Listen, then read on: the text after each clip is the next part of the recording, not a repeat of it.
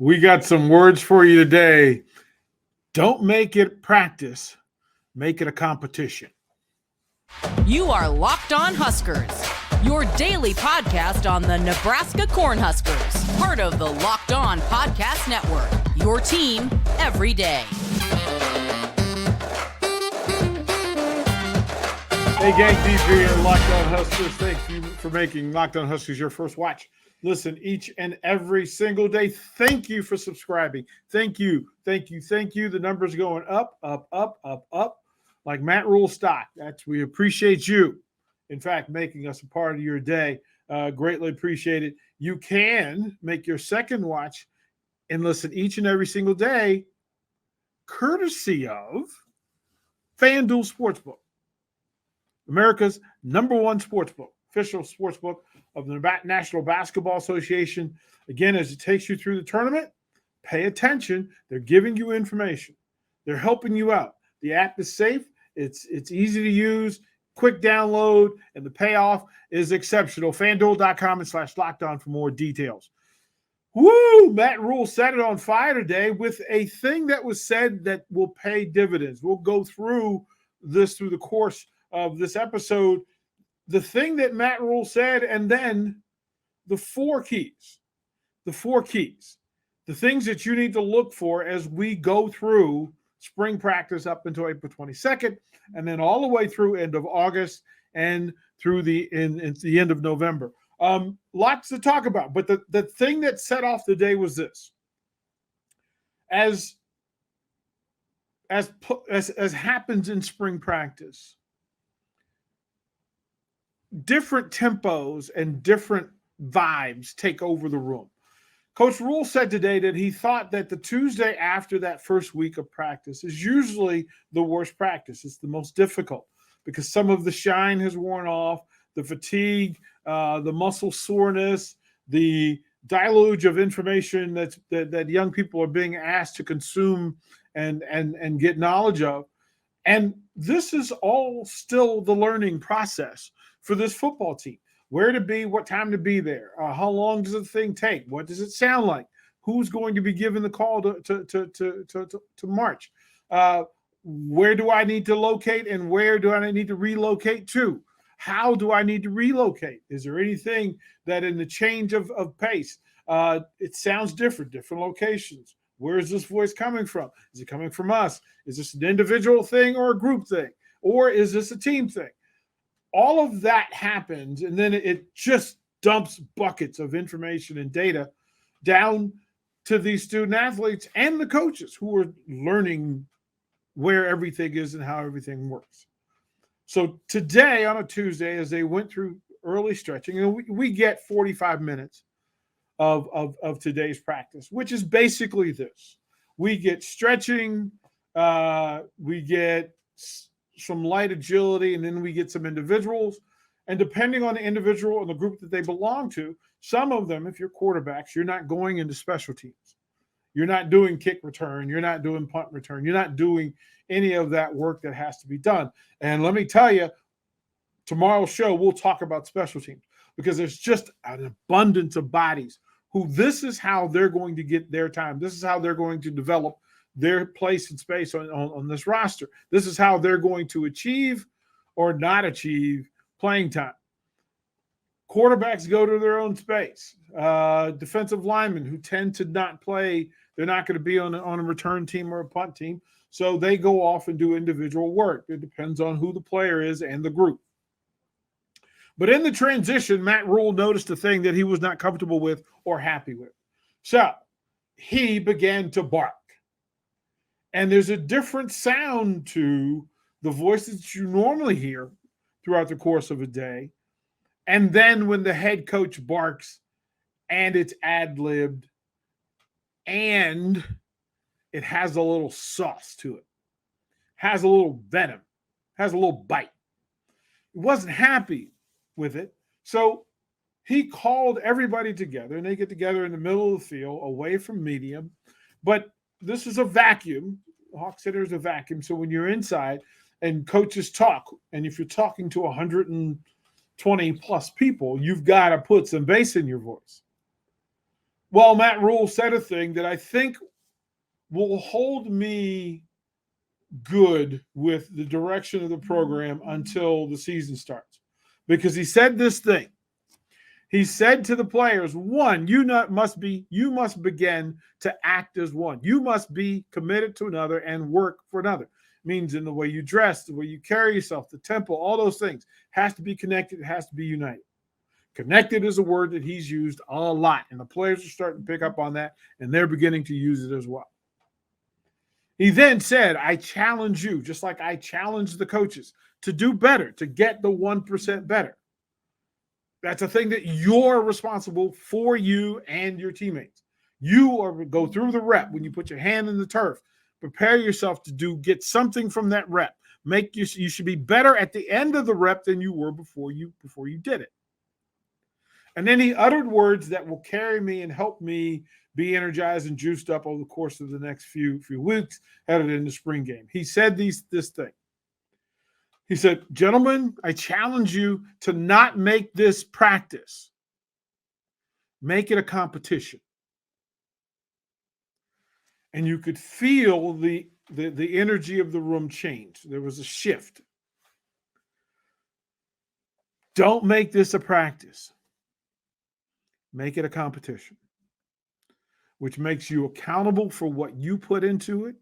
It makes you hold somebody else accountable, because if you're measuring yourself against another, for another, through another, then if you're pushing for a top level and top standard, then they are accountable to that. And if you're not giving to them, they can tell you.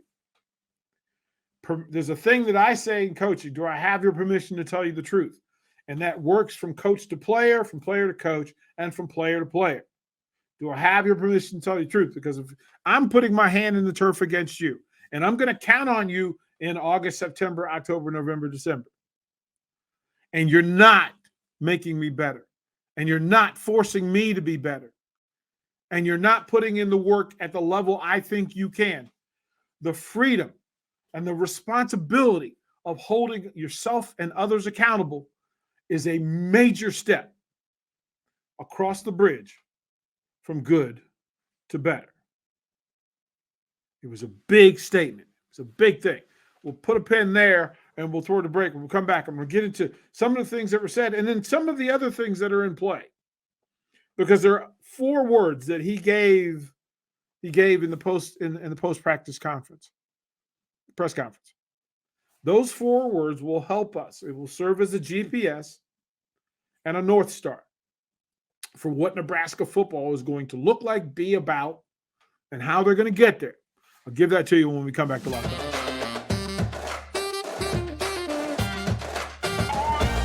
Hey, gang, welcome back to Locked On Huskers. We want to thank you for making Locked On Huskers your first watch, listen each and every single day. Greatly appreciate that. Make your second one, drum roll, Locked On College Ball Bracket Breakdown. Final 4, baby. Men's and women's, you can get informed. Have an informed bracket. That's the mission and purpose behind that. They will give you the details. They'll give you all the insight. They'll help you break down the 4 teams that are left on both the men's side and the women's side so you can go through. They will bring coaches. They'll give you insight. Informed bracket decisions on Locked On College Basketball Bracket Breakdown. Find it on YouTube or however you consume your podcast daily. Don't make it practice. Make it competition. Exceptional words to work through. But here's another thing. Ready for this? Matt Rhule gave me breadcrumbs to follow.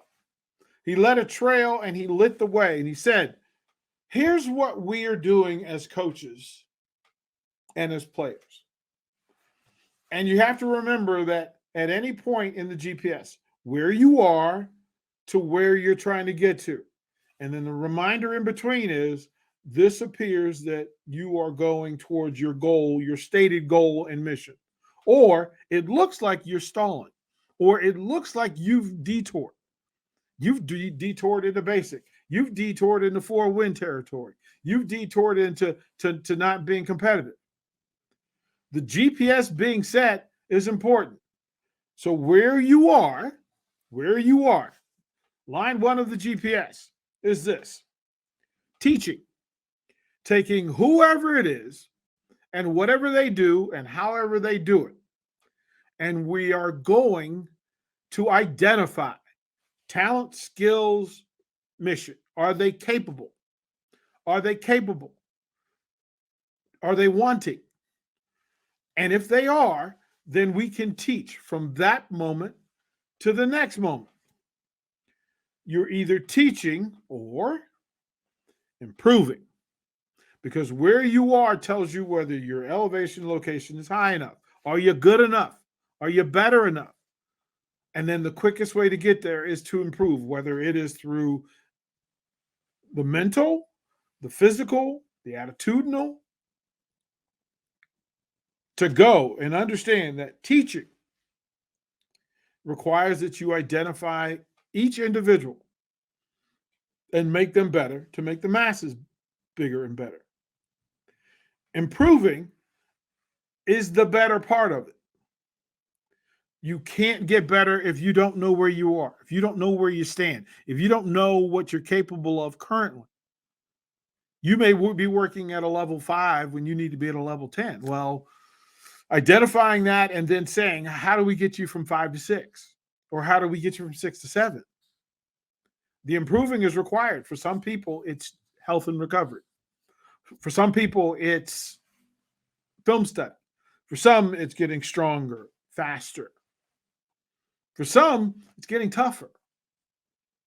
But identifying where you currently stand in this thing means that Matt Rhule has begun to identify in these players which players have levels of skill set that he can use, and does it reach the level that he needs for it to be at in order for him to win Big Ten football games. Teaching, improving. That's what spring practice is about. Teaching players where to be, how to get there, how long to be there, what it's going to take. Yep, all of that. Improving. All right, you're going to be on time now. You're going to have the conditioning. You're going to have the cardiovascular conditioning to get through this. You're going to be strong enough because you recognize, oh my goodness, I'm not strong enough. I'm not fast enough. I don't know the playbook well enough. I don't understand the verbiage well enough. Coach is yelling at me, and I don't know what it is. I don't know what he's asking me to do. Beyond teaching and improving is perfecting. That is where the excellence occurs. Athletic and mental arrogance, the comfort to know what's required, and then know that you have the tools, the preparedness, the mentality, the physicality to actually know what's going to be required of you to do the job that you're tasked to do. That requires that you get in the playbook. That requires that you get in the gym. That requires that you put the right food into your body. Knowing the right amount of sleep and rest and recovery. Knowing how to handle injuries. Knowing what a coach is saying when he tells you to do a certain thing. What's the verbiage that he's using and that you have full understanding of it. The perfection part is the most difficult part. But not until you've done the other things. You have to teach. Where are you? Where do you stand? Working to get better, and then perfecting the thing that you're being asked to do on a regular basis. Excellence is, in fact, doing basic things extremely well. That's excellence, and that is the perfection you're shooting for. Doing all of the basic, simple, regular, normal things extremely well. Lining up the right way. Right footwork, right hand placement. Where are your eyes? Are they in the right place? Have you identified what teams are going to do against you, and what is your reaction to them? All of that is the perfection. And then, after teaching, after improving, after perfecting, then, and only then, can this Husker team do the final thing that Matt Rhule is going to ask, which is for them to execute, to actually put into play all of the teachings and all of the improvement at such a repetition that you've perfected it and you can recall it and put it into work when needed. It is not important for you to have perfected a thing in April. It is absolutely necessary for you to execute those things as often as possible, whenever possible.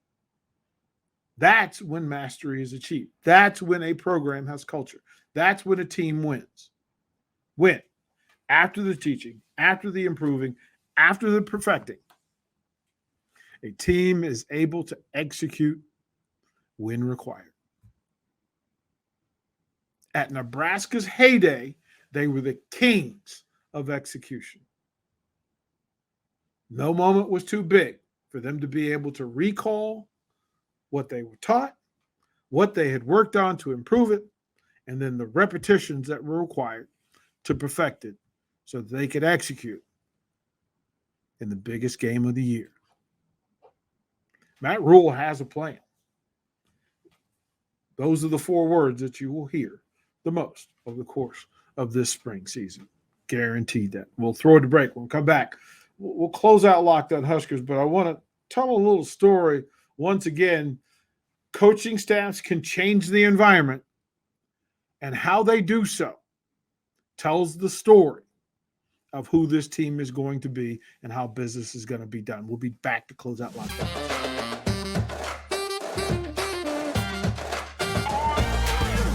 Hey, gang, thank you once again for making Locked On Huskers your first watch, your first listen each and every single day. Do me a favor, if you have not, jump down there, hit the subscribe button, make sure you get these feeds, make sure you get this content each and every day. We'll take you through spring game, and then Locked On Huskers will be around all summer long to walk you through Husker football. From day one to the last, we got you covered. We got you covered. Your first watch and listen each and every single day. We keep looking for seeds and breadcrumbs to success. We keep looking for things that will tell Husker fans, yes, I can begin to trust. Yes, I can begin to understand. Do I believe in this coaching staff? Do I believe that these players are going to be talented enough? Do I think that they can develop them both physically and mentally enough for them to be good enough for us to be proud of at the end of season? And there are moments that you get to witness that lean you one, either pro or con. Today's step 1 was the Matt Rhule statement about practice and competing.